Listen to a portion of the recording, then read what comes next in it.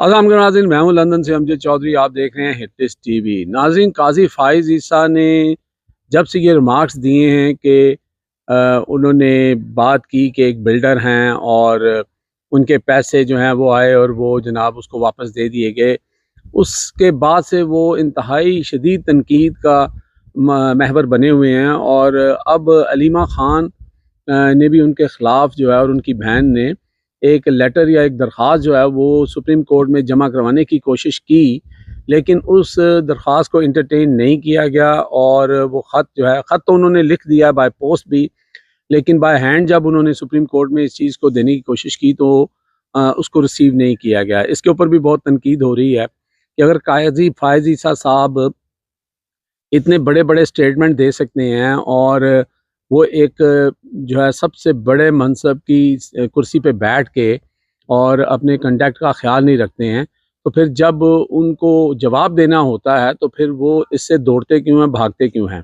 तो बज़ाहिर तो काज़ी साहब को इसकी एक्सप्लेनेशन देनी चाहिए कि उन्होंने ऐसी बात क्यों की। अगर पीटीआई जो है उनके ऊपर इस तरह के इल्ज़ामात लगा रही है या तहफ़्फ़ुज़ात शो कर रही है, तो उनको पीटीआई को जो है वो बिल्कुल एंटरटेन करना चाहिए। इसी तरह जो शौकत बसरा हैं, उन्होंने भी एक इसी तरह की दरख्वास्त दी और उनकी दरख्वास्त को भी इसी तरह जो है वो रद्दी की टोकरी में फेंका गया। तो जिसके ऊपर उन्होंने मती अल्लाह जान को इंटरव्यू देते हुए कहा कि भाई हम किसके पास जाएँ? हम इंडिया के चीफ जस्टिस के पास जाएँ, उनसे जाके दरख्वास्त करें कि हमारा ये मसला है।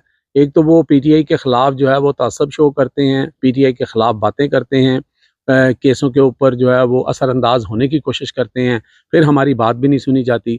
तो इस लिहाज से काज़ी फायज़ ईसा जो हैं वो बड़ी सख्त तनकीद का महवर बने हुए हैं और ये उनका अपना किया धरा है, क्योंकि अब तो अंधे को भी नज़र आ रहा है कि काज़ी साहब क्या चाह रहे हैं और क्या कर रहे हैं। दूसरी तरफ पीटीआई के अंदर भी कुछ चीज़ें जो हैं वो डेवलप हुई हैं। एक तो अमाद अज़हर जो हैं उन्होंने इस्तीफ़ा दिया है, उसके इस्तीफ़े को जो हमारा गोदी मीडिया है या लफाफा सहाफ़ी जो हैं वो कह रहे हैं कि जी देखें, अभी फैज़ हमीद की गिरफ़्तारी हुई है और इस्तीफ़े आने शुरू हो गए हैं। मुझे लगता है कि जो अमाद अज़हर हैं वो इसके ऊपर ज़रूर अपनी राय भी देंगे, लेकिन ये इंटरनल प्रॉब्लम है। जो अमाद अज़हर ने जो बात की है, उन्होंने कहा कि जी मेरी एक्सेस जो है वो इमरान खान तक नहीं है, मुझे नहीं मिलने दिया जा रहा और इस तरह काम करने का कोई फ़ायदा नहीं है। जब हम अपने लीडर से मिल नहीं सकते तो फिर ऐसा ओहदा रखने की क्या ज़रूरत है। उनका गो कि उनका जो इस्तीफ़ा है वो अभी तक कबूल नहीं हुआ और ये एक जेन्युइन उनका रीज़न लगता है। लेकिन आपको पता है कि यहाँ पर तो हर चीज़ जो है वो जनरल फैज़ हमीद के साथ जोड़ी जाएगी। इसी तरह खैबर पख्तूनख्वा से भी एक वज़ीर को जो है वो फ़ारिग कर दिया गया है। गो कि उन्होंने भी इल्ज़ामात लगाए हैं वहाँ के वज़ीर आला के ऊपर। तो ये पीटीआई के अंदर भी ये जो है ना वो चीज़ें जो हैं वो चल रही हैं। दूसरी तरफ जो अलीमा खान की दरख्वास्त थी, उसके अंदर जो है वो ये भी कहा गया कि काज़ी फायज़ ईसा में इतनी ज़रूरत भी नहीं है कि वो मलक रियाज़ का नाम ले सकें। तो वो जो है इमरान खान को और पीटीआई को तो टारगेट करते हैं, लेकिन उनमें इतनी ज़रूरत नहीं थी कि मलक रियाज़ का नाम ले सकें। मुझे लगता है कि इसके ऊपर तो काज़ी साहब को खुद ही जवाब देना चाहिए कि वो जो गोल-मोल बात कर रहे थे, उन्होंने ऐसी बात क्यों की? तो देखते हैं कि अब ये सारी सूरत हाल जो है वो किस तरफ जाती है। लेकिन काज़ी फ़ायज़ ईसा के जूँ-जूँ दिन थोड़े रह रहे हैं, वो कोई ना कोई इस तरह की बात करते हैं कि वो कंट्रोवर्शियल होते जा रहे हैं, जो कि किसी भी चीफ जस्टिस के लिए जो है वो कोई अच्छी बात नहीं है।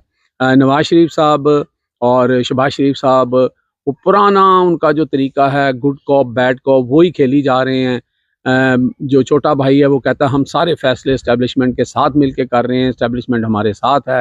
नवाज शरीफ साहब कहते हैं कि जनाब महंगी बिजली जो है वो जो है वो बिल्कुल बर्दाश्त नहीं की जाएगी।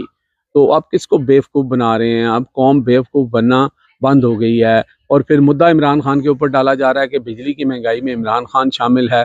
और भाई इमरान खान के दौर में 18 रुपए का यूनिट मिल रहा था, आपने उसको 64-65 रुपए या उससे भी ज़्यादा पे लेके चले गए हैं आप और आपकी पीडीएम की गवर्नमेंट।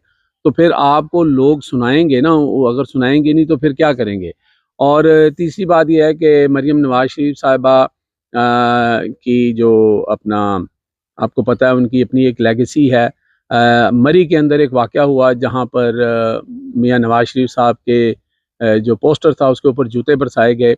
मैंने उस दिन भी कहा था कि ये कोई अच्छी रवायात नहीं है, ये गलत बात है, ऐसा नहीं होना चाहिए। लेकिन लोग इतने तंग हो चुके हैं और फिर अगर आप लोगों को बयान आके ये दें कि एक भाई कहे कि जनाब हम फैसले जो हैं वो इस्टेब्लिशमेंट के साथ मिलकर कर रहे हैं और दूसरा कहे कि जनाब ये बड़ा जुल्म है और वो नाराज़ हो के मैं पिंडी बैठ गया हूँ या मरी बैठ गया हूँ, और फिर लोग जो हैं वो अपना एग्रेशन किसी न किसी तरीके से निकालते हैं, हो कि ये फिर भी गलत बात है। तो अब उसके ऊपर जो सबसे बड़ी बात है कि अगर कोई मानता या ना मानता या कहता कि ये कोई इस तरह का वाक़या हुआ या नहीं हुआ, उसके ऊपर पर्चा भी दर्ज कर दिया गया। और पर्चा ये ऑब्वियसली मरियम साहब की हिदायत पे हुआ होगा या नून लीग की हिदायत पे हुआ कि जी मेरे अब्बा जी को जूतियाँ मारी गई तो लिहाजा पर्चा दर्ज किया जाए।